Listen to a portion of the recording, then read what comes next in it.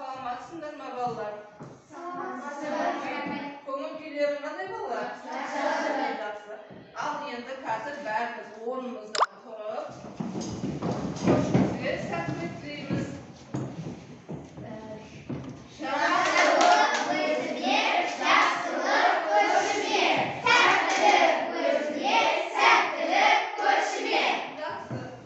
Балалар отыра қойыңдар, сіздерге сәттілік тілейміз.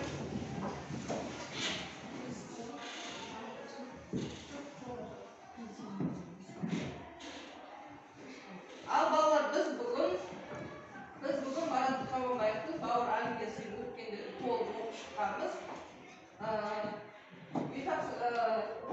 Бүгінгі тақырыбымыз шынайы өмір. Яғни оқу мақсатымыз әдеби шығармадағы екі нәрсені салыстыра суреттер мен қарама-қарсы суреттерді табу.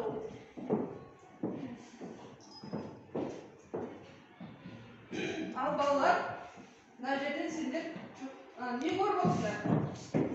Кәне? Не болды әдісі арқылы сабағымызды жалғастырамыз. Ал Нұрай, бірінші суретте не көріп отырсың? Бірінші суретте Манат пен Қалидың сөйлесуі. Яғни Ағасы мен інісінің сөйлесіп отырғанын көріп отырмыз. Жақсы отыра ғой. Келесі суреттен шұғыла. Манат інісі Қалиге жиде сыйлады. Күлтеше сыйлады көріңіздер. Ал үшінші суреттен Нұр сезім айта ғой. Үшінші суретте біз ағасы Манат пен Қалидың бір-біріне сәлемдесуі. Яғни бір-бірімен қауышып жатқан күйшілерін көріп отырмыз. Жақсы отыра ғой. Ал енді мен сіздерге қазір сұрақ қоямын, сол сұраққа жауап береміз. Бауыр деген кім? Кім айтады? Бауыр деген кім? Ал Анель айта ғой. Бауыр деген ол сенің жанашырың, әрқашанда жаныңнан табылатын адамың. Сені мен қаны бір адамды бауыр деп атаймыз. Жақсы. Тағы қосатындар ма? Аделя айта ғой. Бір әкеден туған және жақын туысқан адамдарды бауыр дейді. Бір әкеден туған балаларды туған бауыр деп атайды. Жақсы, өте жақсы отыра ғой. Ал енді келесі сұрақ. Бауыр мен достың арасында айырмашылық бар ма? Бауыр мен достың арасында қандай айырмашылық бар? Хадиша жауап бере ғой. Бауыр мен достың айырмашылығы бар. Бауыр ол өзімен бірге туылып, сенен бірге өзі жетіледі. Және қаны бір. Ал досың ол кейін біз өскеннен кейін бауырлар шашырап кетеді. Ал дос ешқашан сені тастамайды. Қаны бір болмаса да сені ешқашан тастамайды. Жақсы. Тағы да кімнің қандай ойы бар? Сырым айта ғой. Бауыр мен достың Арасында айырмашылық. Бауыр сенімен туылып өседі. Және өскенде ажырап кетеді. Бір-бірінен алшақтайды. Ал дос дегеніміз ол сені мүлдем тастамайды. Қасында табылады. Ағайында бәрібір қасынан табылады ғой, негізгі сонда айырмашылық не екен? Нұрай. Бауыр мен достың айырмашылығы бауыр сенімен бірге туылып, Қаны бір, қаны бір әкеден туған, және де бір үйде өсіп, бір үйде тәрбие алады. Ол кейін болашақта өскеннен кейін бауырлар бөлек ажырап кетеді. Ал дос дегеніміз бір әкеден тумаса да, қаны бір болмаса да, сенің әпкең немесе жақсы отыра ғой. Әдейлі айта ғой. Әңгіме соғыс зардабынан екіге бөлінген бауырлар тағдыры болғандықтан бауыр деп аталады. Жақсы, өте жақсы отыра ғой. Ал енді сендердің бауырларың бар, үйлеріңде бәрінің бауырларың бар. Дұрыс па? Ал сол бауырларыңмен қарым-қатынастарың қандай сендердің? Тағы да Нұр сезім айта ғой. Бауырларыммен жақсы тіл табысамын. Мен үйдің ең үлкені тұңғышымын. Менен кейінгі бір інім және 5 сіңілім бар. Мен оларды тәртіпке саламын. Үйдің үлкені болғандықтан оларға ақыл айтамын, оларға көмектесемін, сабағын оқытамын. Үйге де ата-анама көмектесемін. Бауырларымға бауырмашыл болуды үйретемін. Жақсы, өте жақсы. Тағы кім айтады? Бекарыс айта қойшы сіз. Бағалау қарағанда бәрі сұраққа жауап бергендерге белгі қойып отырамыз. Biz үйде тәртіпте тұрамыз. Иә. Biz үйде 6 бала шығамыз. 6 осындар, иә? Иә. Тағы қандай қарым-қатынастасыңыз сіздер? Biz бір-бірімізге бауырмашылмыз, бір-бірімізге көмектесеміз, сабақтарымызды сабақ оқуға көмектесеміз. Өте жақсы. Біз үйде тәртіпте Отбасылар, иә? Өте жақсы отыра ғой. Тағы да кім айтады? Ал, Іңкәр айта қойшы. Біз үйімізде 5 ағайынбыз. Иә, бері қарап айта ғой. Мен сіңіліме, ініме көмектесемін. Тәртіп тұрамыз. Жақсы. Сабағына көмектесемін. Өте жақсы отыра ғой. Тағы сырым айта ғой. Мен үйдің ең еркесімін. Еркесі. Кенжетай. Менің әкем менің сабағыма көмектеседі. Жақсы. Және мені үйренбеген жерімді үйретеді. Иә, білмеген жерді үйретеді. Және Иә. мен оларды Сыйлаймыз, иә? Сосын неге сен үйінде екі үлкен әпкең бар, иә? Сосын сен, иә? Қыздарды не істеу керек? сыйлау керек. Сыйлау керек. Қандай мақал мәтелбеміз осыған байланысты? Қыздарға байланысты. Кім айтады кәне? Қызға байланысты қандай мақал мәтел айтуға болады? Қыз жат жұрттық, сондықтан да әрдайым қыздарды сыйлап жүру керек екен, жақсы отыра қойыңдар. Енді сонымен бауыр дегеніміз досың, бауыр дегенің қамқоршың, бауыр деген ақылшың, қорғанышың, яғни өміріңнің бір бөлігі екен бауыр деген. Келісеміз бе? Иә. Жақсы. Енді осыған байланысты кішкене біз бауыр әнін тыңдайық.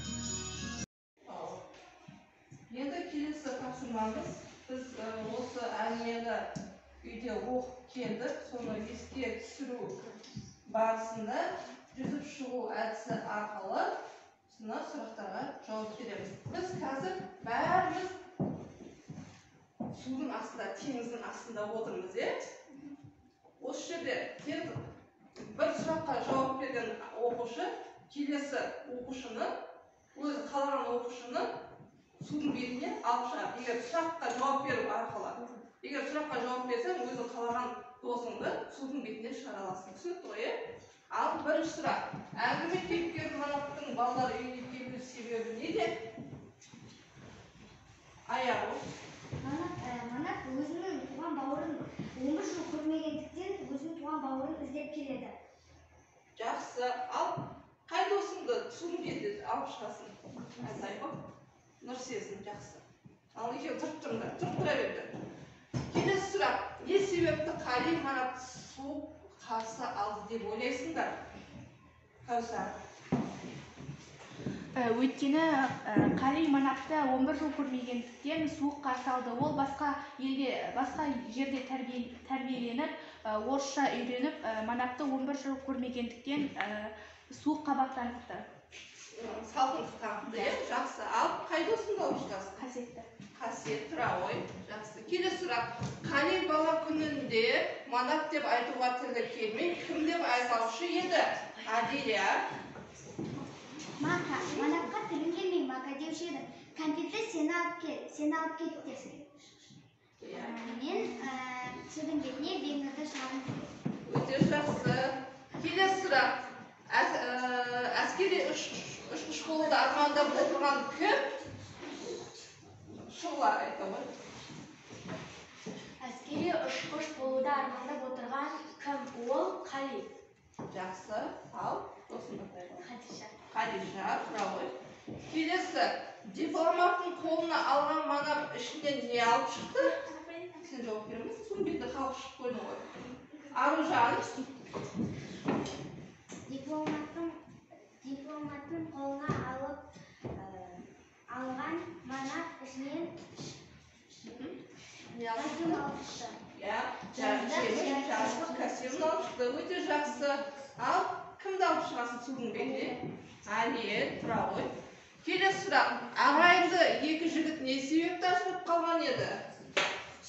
Нұрай, жауап бере ғой. Ағайынды екі жігіт соғыстан кейін екеуінің анасы қылтамақ болып ауырды, және де әкесі соғыстан кейін басынан контузия алып ауруханада шықпауға айналды. Ол екі ағайындылар әкесіне сенім артып бізге ана тауып бере ме десек тауып бермеді. Деп екеуі балалар үйіне өткізуге себеп болды. Тура келді. Жақсы, ал кімді алып шығасың? Кімді алып шығасың судың бетіне? Сырым. Жақсы, келесі сұрақ. Тығыз қара шаршы, бұйра кішірек көзі ақсұр бала кімнің портреті? Аңғар айта ғой. Қалидың портреті. Өте жақсы. Кімді алып шығасың судың бетіне? Бекарысты. Ең соңғы сұрақ қалды. Қалидің осындай тік мінезін қандай мақалмен беруге болады? Кім айтады Қали? Біреуіміз айта ғой. Шұғыл айта ғой. Жетім қозы тас бауыр. Жетім қозы тас бауыр деген мақалмен беруге болады екен. Міне балалар, әңгімені еске түсіру барысында өз білімімізді көрсетіп, судың бетіне, теңіздің бетіне бәріміз қалқып шықтық. Отыра қойыңдар. Жақсы. Топтық тапсырма. Бірінші, деректер тобына дұрыс жауап. Екінші топқа Вен диаграммасы. Тапқырлар тобына, алғылар тобына адасқан оқиғалар. Кәне, 2 минут уақыт береміз. Дайын болғанымыз қолымызды жайлап топпен бірге көтереміз.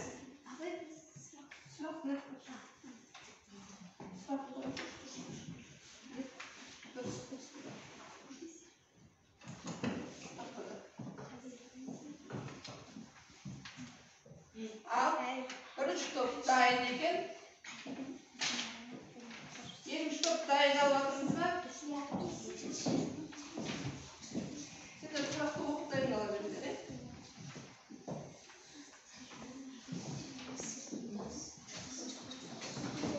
Ал, үшінші топта болды. Алғылар тобы, бірінші топ дайын. Тапқырлар тобы дайын болғанша біз сұрақтарға жауап бере берейік.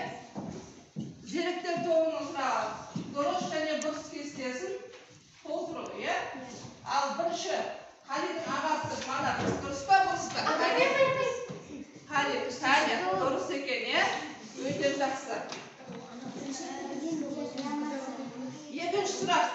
Директордың аты жөні Эльжбета Сергеевна. Кәне? Бұрыс, өте жақсы. Қалидің фамилиясы Төлекезиев. Дұрыс екен, өте жақсы. ойнайтын да, қайнайтын да, спорт залымыз осы. Балалар қазір жаттығып жатыр. Орындыққа тез тоса тұрыңыз. Мен қайды етіп шығайын. Виктория Ивановнаның сөзі. Борос екен, е? Ол кімнің сөзі еді? Елжбета Сергеевнаның сөзі. Жақсы. Борос. Тығыз қара шашы ұсақ-ұсақ бұйра, қол аяғы тарылып қалған, кең иықты болмаса да, ешкімнен қарызға жауын сұрай қоймайтын кішітес көзді ақсыр бала. Манақтың портреті.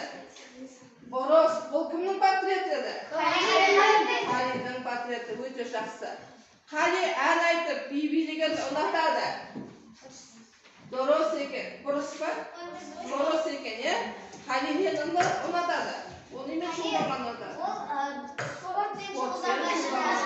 Өте жақсы. Соңғы сұрақ, Елжбета Сергеевна терді жаңағына үгіп, тырс-пырсты жаза бастағанымыз сол еді. Басқа қолайлы уақыт табылмады ба? Ол Қалидің сөзі. Дұрыс, жақсы. Өте жақсы. Кәне, бағалаймыз 3 шапалақ арқылы 1 топ. Жақсы. Келесі 2 топ дайынбыз ба? Дайын болсақ, кәне айта қояйық. Вен диаграммасы. Вен диаграммасы. Манапқа қалиға мінездеме береміз.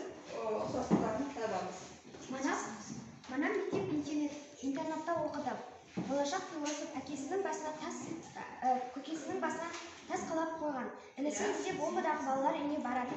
Қали өскенде ұшқыш болғысы келеді. Қали тек орыс тілінде сөйлеуді біледі. Ұқсастықтары екеуі бауыр, екеуінің қаны бір, екеуі бір ата-анадан туған. Екеуінде фамилиясы? Тұрсым Түрегей. Ұқсастықтар, өте жақсы. Кәне, бағалаймыз 3 шапалақ. Өте жақсы, керемет. Келесі 3 топ. Адасқан оқиғалар желісі. Бірінші, қайсысы? Бірінші Манаттың омбыдағы балалар үйіне келіп інісін іздеуі. Директор мен әңгіме. Екіншісі қайсысы екен? Екіншісі Манат пен Қалидің арасындағы салқындық. Үшіншісі қайсысы екен? Үшінші Қалидің ағасымен тіл табыса Ағасымен тіл табыса алмауы. Төртінші Қалидің уақытын сұрап үшіншісі Қалидің уақытын сұрап жаттығудан аттануы. Төртінші Манат пен Қалидің арасындағы салқындық. Бесіншісі Манаттың есік сақ жабылғанда есін жиюы. Биік баспалдақтың бос қалуы. Яғни рет-ретімен қойып шықты, оқиғалар тізбегін. Өте жақсы. Үшінші топтың еңбегін бағалаймыз. Кәне, жақсы, керемет.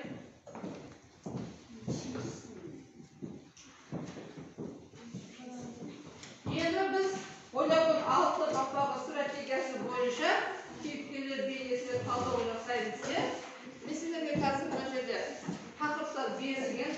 Ақ қалпаққа түсінік беру, сары қалпақ Қалидің іс-әрекеттерін қолдау, қызыл қалпақ Манаттың іс-әрекетін өз эмоциясын жеткізуі, қара қалпақ Қалидің іс-әрекетінің жағымсыз жақтарын айту, жасыл қалпақ жетімдер үйін жауып тастау жолдарын ұсыну, сосын көк қалпақ шолу, яғни шығарманы өмірмен байланыстырып қорытынды жасау.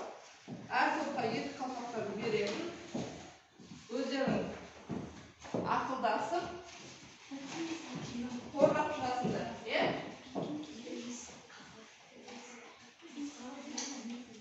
Кәне, дайындаламыз. Не айтатынымызды естиміз. Ақылдасып аламыз. Кішкене 1-2 минут. Не айтасыңдар? Ойларды жинақтап.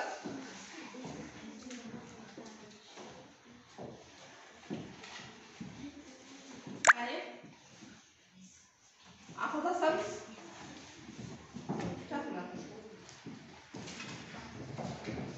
Ақылдасамыз. Кәне, ақылпақтар. Түсінік айтамыз. Жалпы шоуын жасаймыз, не?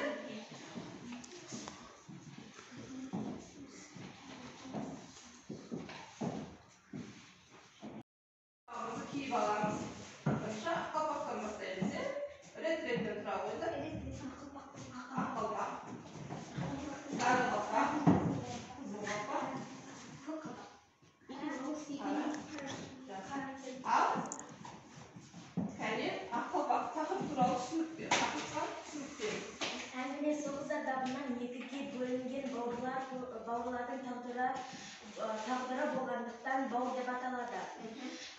Және де жетімдер үйінде ата-ана мейірімін көрмеген бала туған жерін, бауырын, ана тілін білмей өсуі зор қасірет емес пе? Жақсы, әрі қарай. Қали спортпен айналысатын жақсы бала. Ол өскенде әскери ұшқыш болғысы келеді. Мен оның арманын орындалатынына сенімдімін. Жақсы. Қали Қызыл қалпақ Манаптың іс-әрекетінің өз эмоциясын жеткізуге. Қали Манапқа «Здравствуйте, детенка, как живете?» дегенде Манаптың созған қолы сынғандай сылқ етті. Неге? Өйткені ол орысша сөйлеп, оған Манап таң қалды. Жетімдер үйлерінде орысша сөйлейтінін неге білмеймін. Білу бар да көзбен көру қолдан ұстау бөлек екен. Жақсы. Қалидің жағымсыз қылықтары. Қалидің негізі жағымсыз қылықтар жоқ, бірақ ол жетімдер үйінде тәрбиеленген. Қали өзінің ағасын салқын сезіммен қабылдайды. Және де өзінің ағасына үйренісе алмайды. Жақсы. Жетімдер үйі соғыс замандарында пайдасы тисе, қазір керісінше болып жатыр. Себебі небір қатыгез аналар балаларын сонда өткізіп кетеді. Ал менің бар қалауым жетімдер үйін жауып тастау. Ал балаларды бала игере алмай жүрген ата-аналарға таратып берсе де болар еді. Жақсы. Мен бұл шығармадан бауырды ешқашан тастамау, бауырды мейіріммен бөлу, махаббатпен қарсы алу.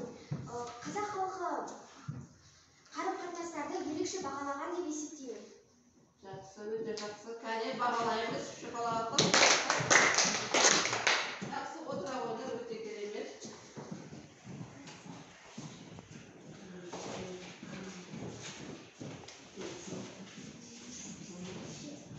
Ал енді балалар, біз келесі тапсырмамызға көшеміз. Бұл тапсырма шығармадан кейіпкерлер арасындағы суреттеушілерді тауып, олардың суреттеудің қай түріне жататынын дәлдеп айтып береміз.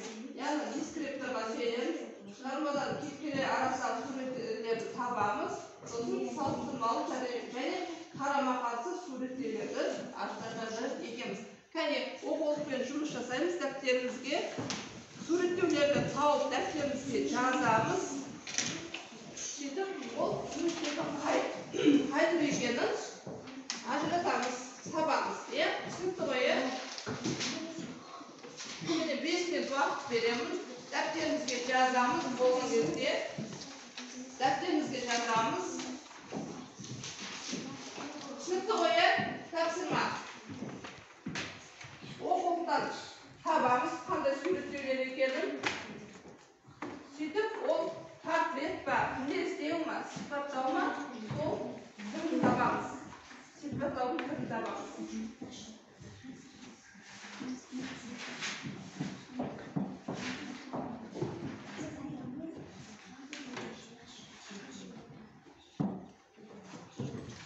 Жазамыз суреттеулерді, жазамыз. Дәптерге жазамыз, сосын барып, қай түр екенін табамыз.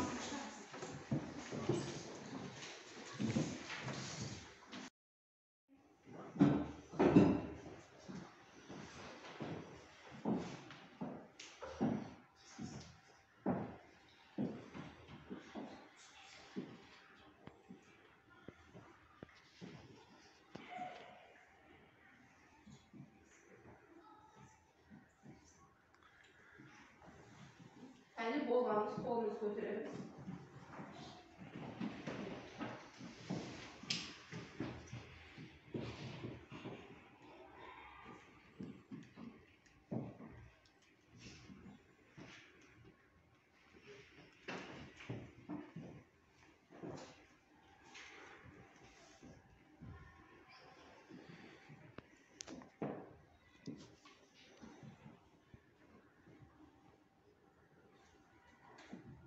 Әне, болып па? оқиды. Elizabeth Сергеевна. Есік көзден отыздың жуан ортасындағы әдемі келіншек күлімсірейді. Қырым артық, еті жоқ денесі ауада қалқып тұр. Етек-жеңінде желбіршектері мол әрі ұзын. Етек жібі көріп киіп жел өтіне шыға қалса, итарқұса дөңгеленіп айналып аспанға ұшып кетер еді-ау. Жақсы. Иә, жақсы. Бұл суреттерді қай түрінде жатады? Бұл сипаттау. Сипаттау. Бұл суретіне жатады. Жақсы, өте жақсы. Тағы оқиды, кәне. Тағы бар ма бірінші топтар оқитындар? Екінші топ, жақсы. Екінші топтан кім оқиды? Қырғыз қара шашы ұсақ бұйра, сол аяғы таралып қалған кең иықты болмаса да ешкімнен қарызға дауырын сұрай қоймайтын кішірек көзді ақ сұр бала, дұрысы боз бала сыртқа сергімдей басып шыға келгенде Манас орнынан ұшып тұрды. Иә, жақсы. Бұл суреттердің қай түріне жатады? Сипаттау. Сипаттау ма не? Кәне кім айтады? Суреттердің қай түріне жатады? Өзі суреттеу ғой. Суреттердің қай түріне жатады? Кәне кім айтады? Адиля? Суреттердің қай түріне жатады? Бұл Бұл жерде Халил несін беріп тұр? Падиша. Бұл жерде портрет беріп тұр. Яғни суреттердің портрет екен бұл жерде. Ал тағында оқитын. Екінші топта бар ма? Анел оқи ғой.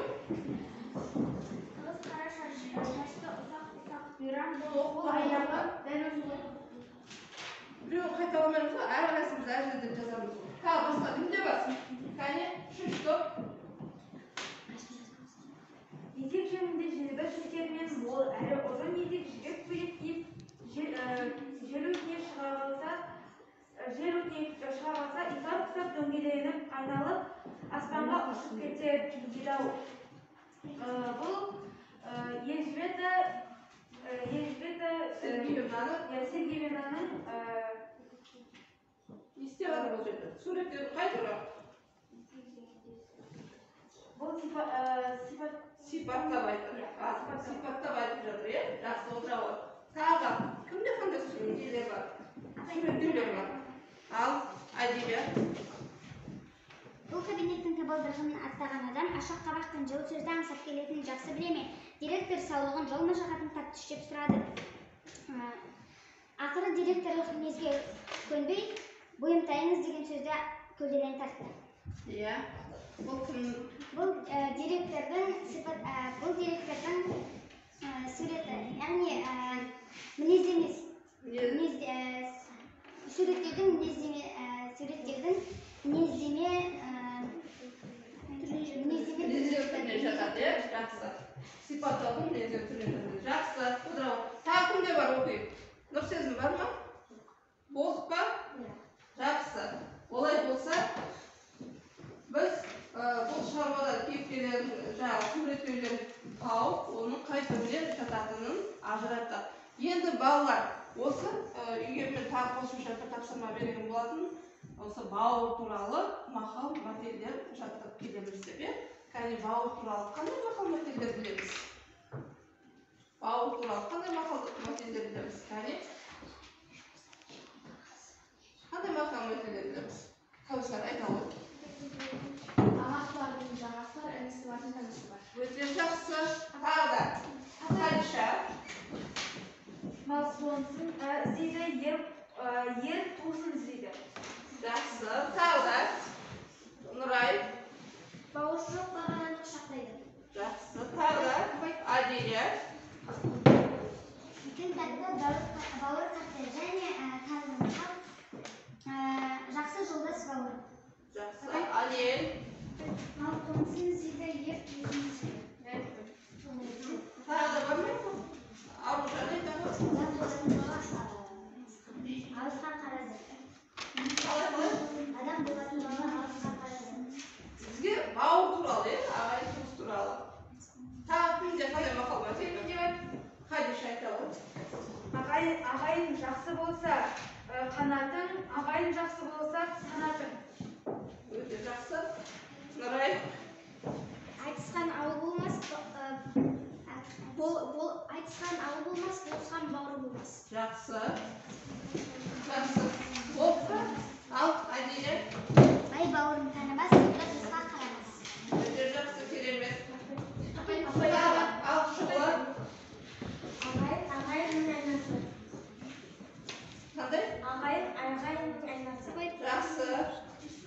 Ал Нұрай.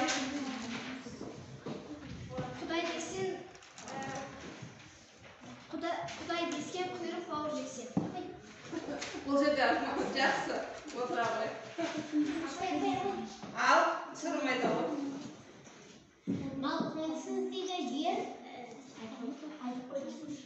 Айтсын. Жақсы отыра ғой. Ал сыр айта ғой. Жақсы ағаң орман, жақсы інің қорған. Өте жақсы, керемет, қасиет.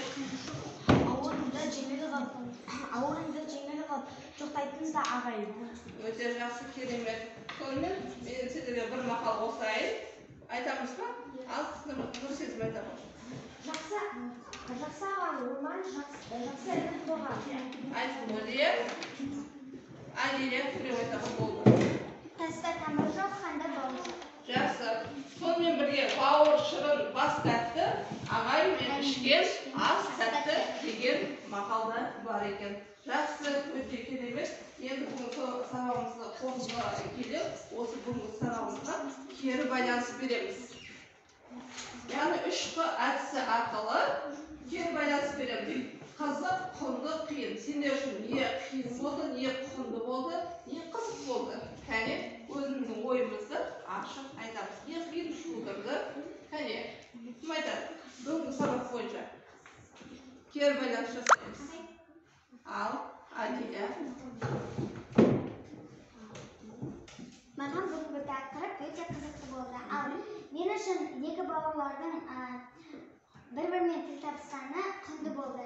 Және мен үшін жаңағы екі бауырдың бір-біріне үйренісе алмай, яғни Қалидің ағасына үйренісе алмай, оған суықтық танытқаны қиын болды. Жақсы. Тағы өте жақсы. Тағы кім айтады? Қайдыша айта ғой.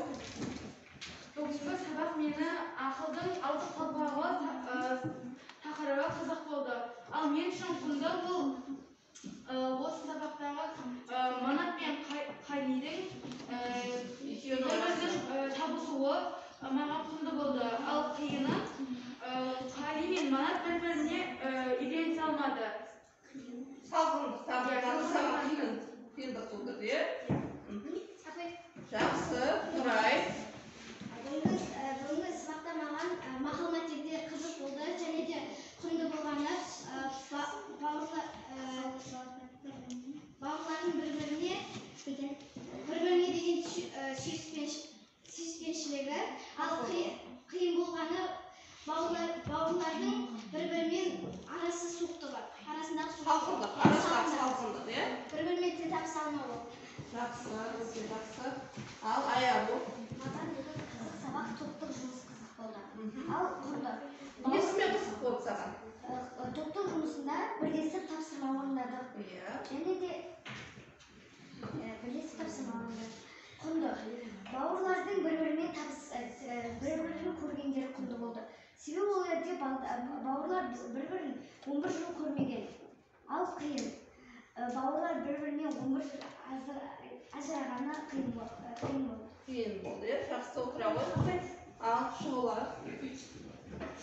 Бүгінгі сабақта маған ақылдың алты қалпағы қызық болды. Ал маған Не үшін ақылдың алты қалпағы өйткені барлық балдар ол Иә. Жақсы, айта ғой, өзің ойыңмен. маған Қали мен Манаптың бір-бірімен табысқаны құнды болды. Ал ең қиыны Қали мен Манап алғашында кездескенде Қали Манапқа өзін суық ұстады. Ұстағаны қиын болды. Бұл жерде балалар қарап осында бір-бірін жаңағы іздеп барды ғой, екеуі табысты. Ол табысқаны біз үшін жақсы, бірақ сонда да ол екеуінің арасында қанша дегенмен 11 жыл көрмеген екен, салқындық бар, жақсы. Қасиет. Маған бүгінгі топтық жұмыс қызық болды. Және де Қали мен Манаптың бір-бірімен қауышқаны құнды болды. Маған қиындық туындатқаны ол екеуі 11 жыл бір-бірін көрмей 11 жылдан кейін енді қауышқанда қиын болды. Ал енді келешекте ол екеуінің арасы жақсы болып кетті деп ойлайсыңдар ма? Бір-біріне үйренісіп, жақындасу мүмкін, жақсы. Осымен бүгінгі сабағымыз аяқталды. Енді үй тапсырмасы, үйге жазып аламыз. Және үй тапсырмасын жазып аламыз.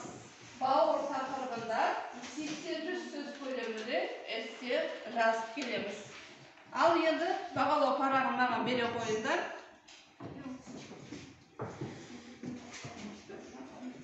Зеректер тобында бүгін жақсы жауап берген, барлығы сөйледі, бәрі жақсы жауап берді. Ең ішінде көп жауап берген Адилия өте жақсы, керемет. Одан кейін Нұрай жауап берді. Сосын Каусар барлығы өте жақсы жауап берді. Бұл жерде тек қана Бегнұр ғана аздау жауап берді. Екінші тапқырлар тобында ең жақсы жауап берген Нұрсезім, Аяру, сосын Анел, Сырымда бүгін жақсы қатысып отырды. Өте жақсы, керемет.